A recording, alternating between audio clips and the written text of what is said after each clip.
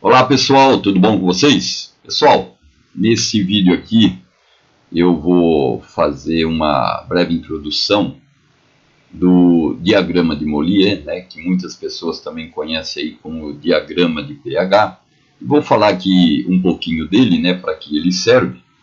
Eu estou montando aqui um curso, né, e vou falar sobre o diagrama de Mollier, né, mas aqui eu vou só fazer uma introdução, né, porque o tempo, né, para que a gente possa conhecer bem o diagrama de Mollier, ele precisa antes, né, a pessoa ter alguns conhecimentos, tá? Então vou mostrar aqui para vocês. Veja bem, aqui eu tenho na tela aqui o diagrama, né? A gente também fala aí às vezes de dedão, né? Então, pessoal, o diagrama de Mollier, ele é uma ferramenta muito útil na engenharia de refrigeração, né? E em outras áreas aí também da termodinâmica, né? Ela representa, assim, graficamente as propriedades de um fluido em relação à temperatura, tá? E à entropia específica. Então, portanto, aí o diagrama, né, ele mostra, né, como o fluido refrigerante se comporta, né, em diferentes condições de temperatura e pressão em um sistema de refrigeração, tá? Querendo lembrar aqui, pessoal, que muitas pessoas às vezes se confundem, né, que o diagrama de Mollier ele representa um sistema de refrigeração, né? Ou seja, como que o sistema de refrigeração está trabalhando, tá?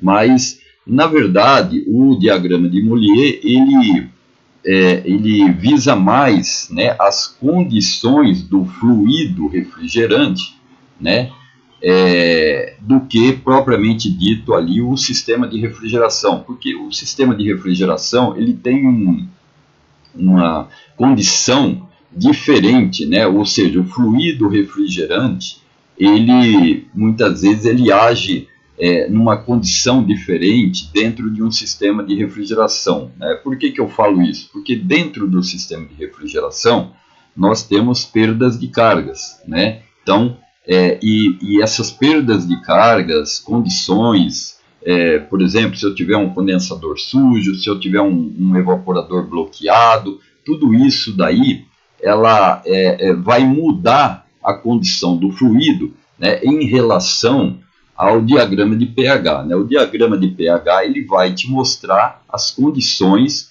que vai estar ali o fluido no estado, né, que você demarcar, né? Então, no diagrama de Mollier você vai ter que falar qual é a temperatura de evaporação, qual é a temperatura de condensação, subresfriamento, superaquecimento, tudo.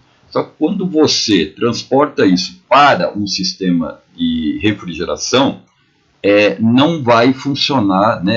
Não vai mostrar realmente como é que o fluido se comporta ali, tá? Então, não podemos, assim, confundir o diagrama de Mollier, né, com o sistema de refrigeração.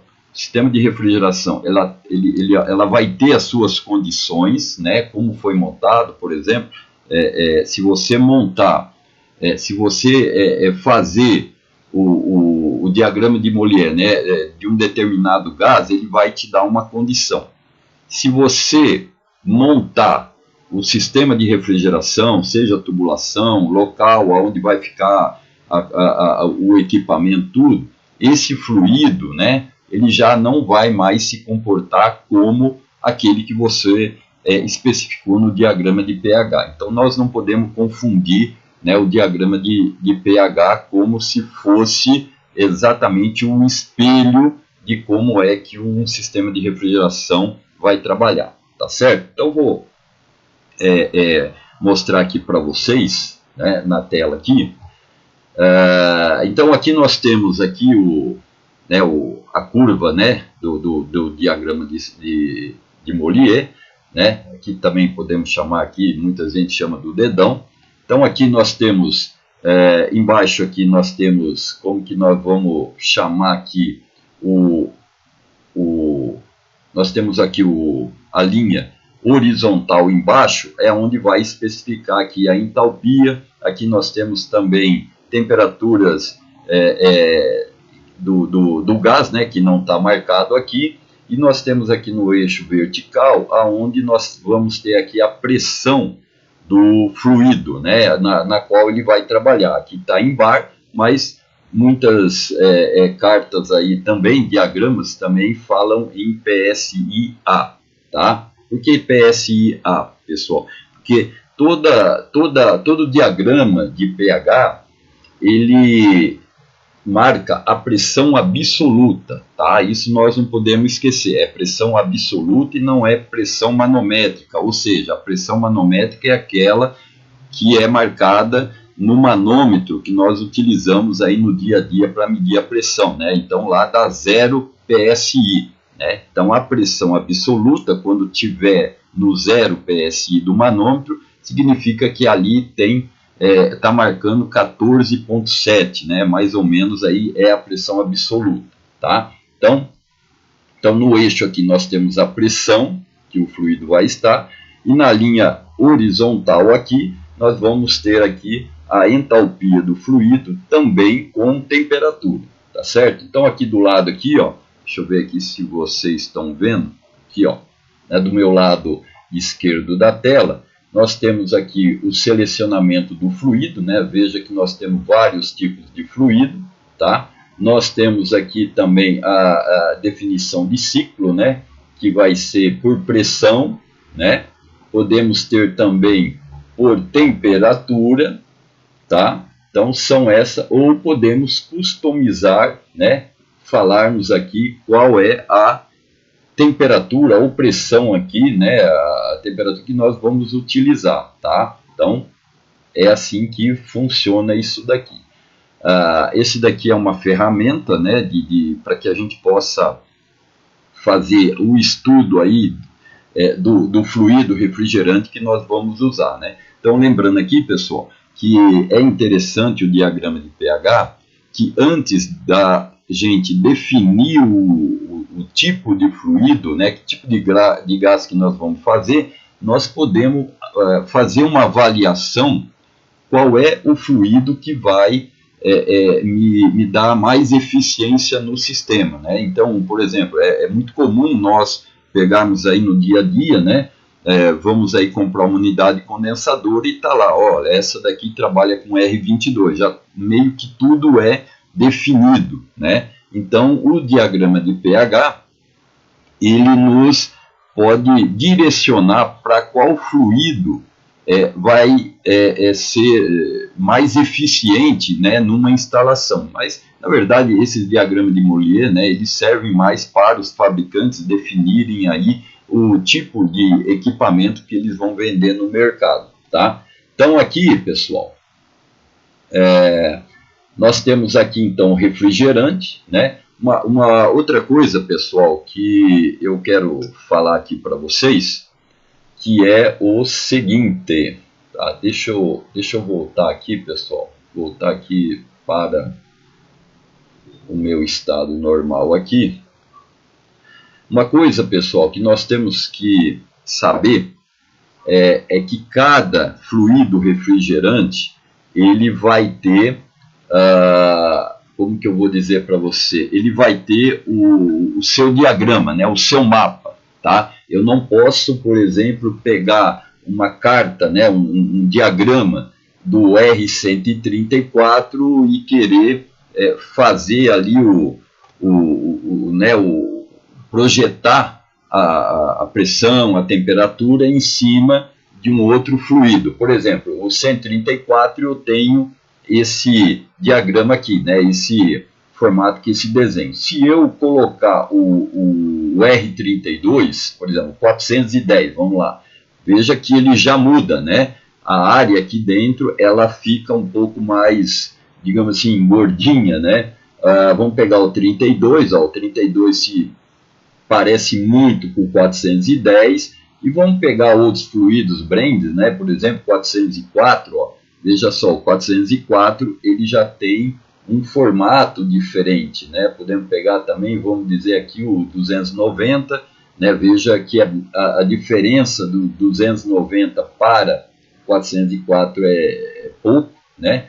Então nós temos vários fluidos. Então nós não podemos pegar um diagrama, uma carta de um fluido, né? E fazer transportar essas condições de um outro fluido. Então, cada carta, cada diagrama de Mollier, ela vai ter aí a sua carta, tá? Então, por exemplo, aqui vamos trabalhar 404, ó. Então, 404 é este formato aqui, tá?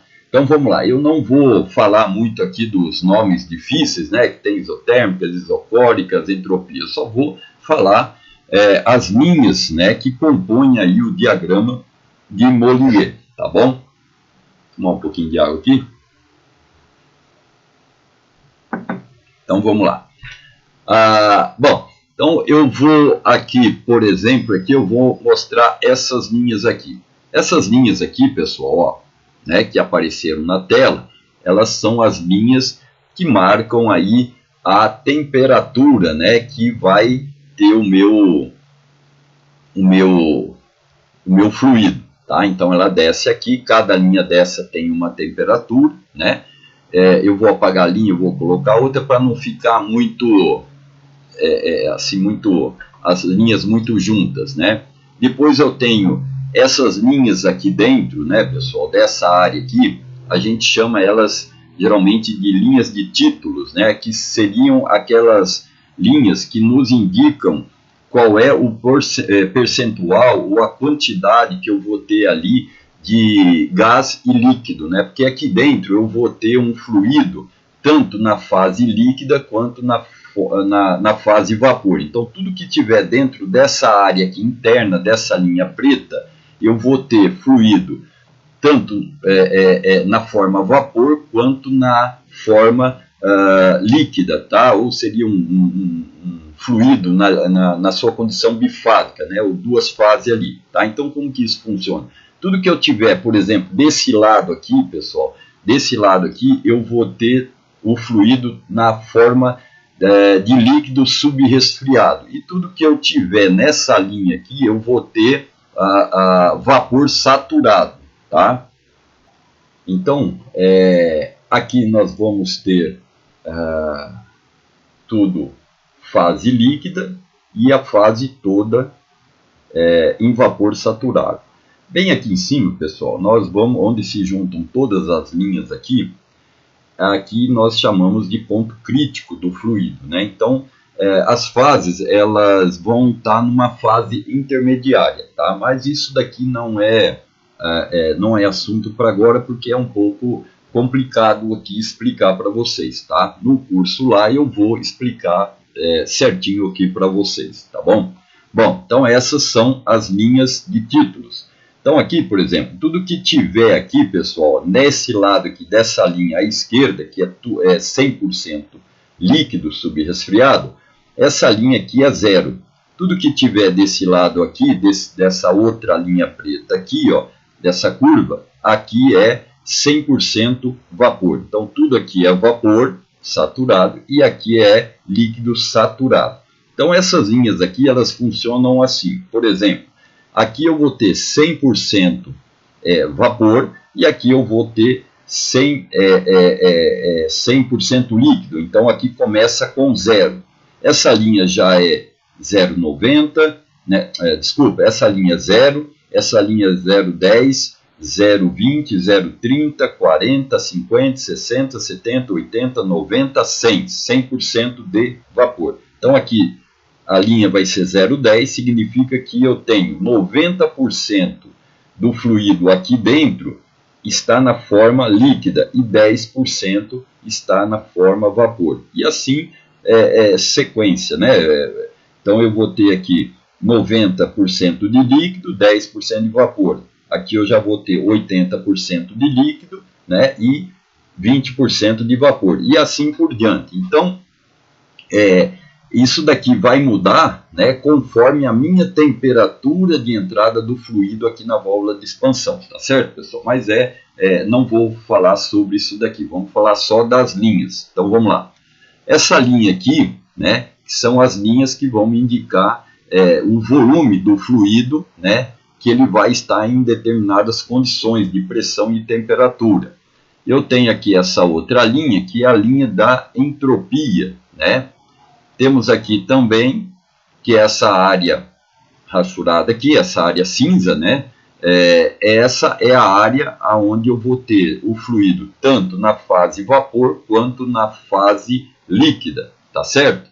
Então, agora vamos montar, por exemplo, eu tenho as linhas aqui, as minhas linhas aqui temperatura, né? Aqui embaixo deveria ter aqui a temperatura. Temos aqui também a entalpia aqui embaixo. Depois nós temos aqui as linhas de título, que eu expliquei agora há pouco. Temos aqui as linhas do volume, né, do fluido refrigerante. E temos a entropia. Então, com isso daqui, pessoal, ela nos passa toda a informação, né, em que estado está ali o fluido, né, quando a gente coloca uma condição de trabalho, tá? Aqui, pessoal, geralmente aqui, ó, deixa eu montar aqui então um ciclo, vamos lá. Vamos pegar por temperatura, tá? Então, tá vendo aqui, ó, que eu criei aqui. Então, o que eu fiz? Aqui foi por bar, né? Não, vamos pegar por temperatura, que é mais fácil, olha lá. Então, aqui eu tenho meu fluido 404, né? Eu tenho uma temperatura de condensação de 45, minha temperatura de evaporação de 0. Vamos colocar aqui uma temperatura mais baixa, ó. Vamos colocar aqui menos 10, tá? Então, veja que já mudou aqui o meu, né, as minhas linhas, né? Eu tenho o meu superaquecimento 0 aqui, ó, né? 0 é muito, digamos, perigoso trabalhar com superaquecimento 0, né? Porque eu posso ter retorno de líquido para o compressor. Então, vamos colocar aqui 10, né? Então, veja que já mudou também. O subresfriamento eu vou colocar aqui 4, né? E a minha eficiência do compressor, pessoal, a eficiência aqui está dando 0,7. Essa é a eficiência do compressor, ela vai mudar conforme as condições de, como que eu vou dizer, de temperatura de evaporação e condensação, tá? Por exemplo, aqui eu estou com uma eficiência de 0,7, tá? É uma eficiência, digamos assim, diria que excelente, vamos dizer, é a maioria que o sistema trabalha, tá? Mas geralmente congelado, pessoal, deixa eu colocar aqui, ó, por exemplo, vou colocar menos 30, e a minha eficiência aqui, dependendo do compressor, essa eficiência ela cai aqui mais ou menos para 0,6, tá? Então, veja vocês aqui que vai alterar a minha entropia aqui, tá? Então, cada pontinho desse, né, quando eu coloco o mouse aqui, a mãozinha, ó, ela vai me dar aqui a sua entalpia específica na saída do evaporador, aqui na descarga do compressor, aqui na linha de líquido e aqui, ó, na válvula expandindo aqui no evaporador. Então, o meu evaporador, pessoal, é esse trechinho aqui, ó, né? Então, por exemplo, ó, do evaporador, na verdade, seria essa área aqui dentro, tá? Então, o que vai ocorrer aqui, ó? Lembra do título que eu estava falando para vocês, ó? Então, o que eu pego aqui? Eu pego o meu ponto aqui, e aqui é a minha válvula de expansão, bem aqui nessa entrada dessa linha aqui. Então, eu estou mais ou menos, a minha linha de título aqui, pessoal, ó, ela está, vamos dizer aqui, ó, vamos pegar aqui, ó, vamos pegar aqui, aqui eu estou 90, vamos pegar aqui, ó, 10, 20, 30, 40, 50, veja bem, eu estou aqui 50 aqui, deve estar dando mais ou menos 48, né? A minha linha de título, 0,48 mais ou menos.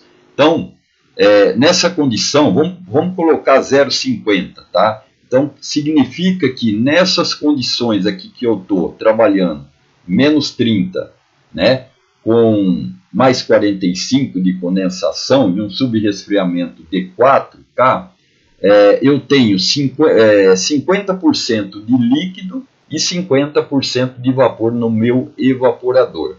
Tá? Se eu quisesse melhorar a quantidade de líquido no meu evaporador, o que eu teria que fazer? Eu tenho duas coisas. Ou eu abaixo aqui a minha temperatura de condensação, de 45 vou passar para 40, tá?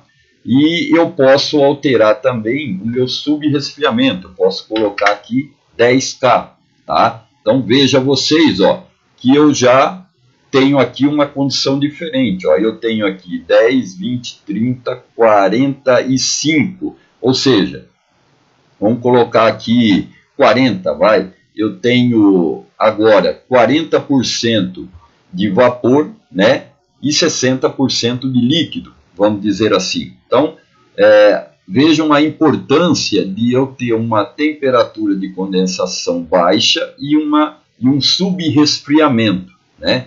Quando isso ocorre, a gente chama isso de efeito refrigerante, ou seja, eu aumento a capacidade do meu evaporador, né? Então, por exemplo, se eu tiver aqui 10, eu vou resfriar esse fluido, vamos dizer assim, para, vou colocar aqui 20, vou colocar 30, né? Você vai ver que vai melhorar as condições, olha lá. Então, aqui eu já tenho, se eu tenho aqui, ó, 10, 20, 30, ou seja, eu tenho 36% de vapor e 70% de líquido, tá certo, pessoal?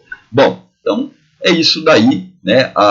O diagrama de Mollier, ele serve para que a gente possa escolher o fluido refrigerante que nós vamos colocar aí na nossa instalação, e também eu posso projetar o meu equipamento para trabalhar dentro dessas condições que eu coloquei aqui na tela, né?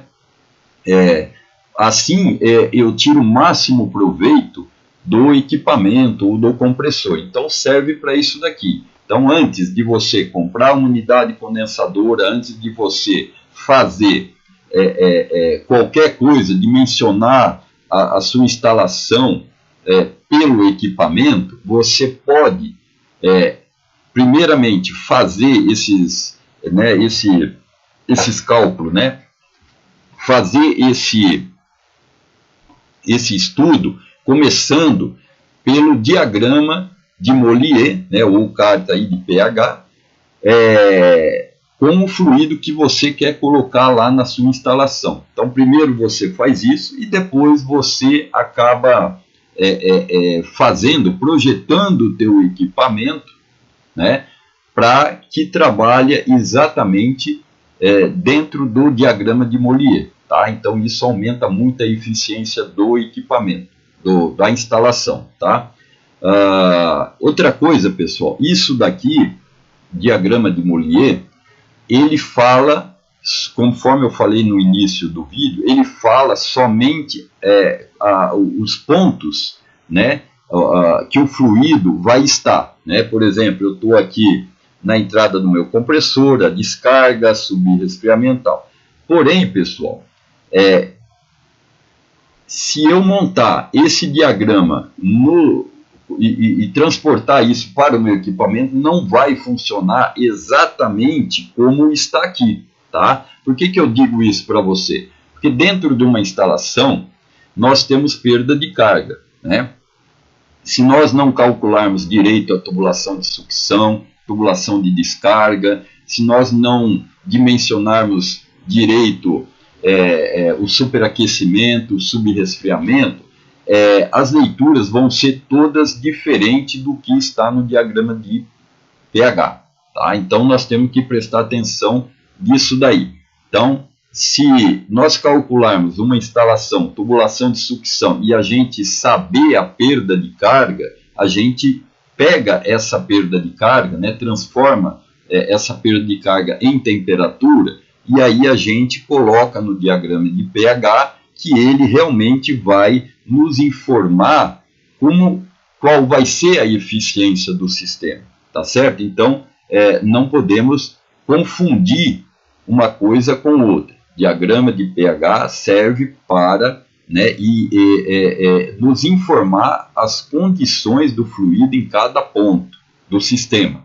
Já se eu jogar isso no sistema montado, ele não vai trabalhar igual. Outra coisa também, muitas pessoas eu vejo, que, por exemplo, aqui, né, eu vou achar, se eu pegar aqui a minha entalpia, né, na entrada do compressor e a minha entalpia do compressor, eu vou ter a quantidade, né, de energia que eu vou utilizar ali no meu compressor, ou seja, qual é a potência que eu vou precisar ter no meu compressor. Porém, pessoal, essa potência aqui, ela está relacionada só sobre o fluido refrigerante, tá?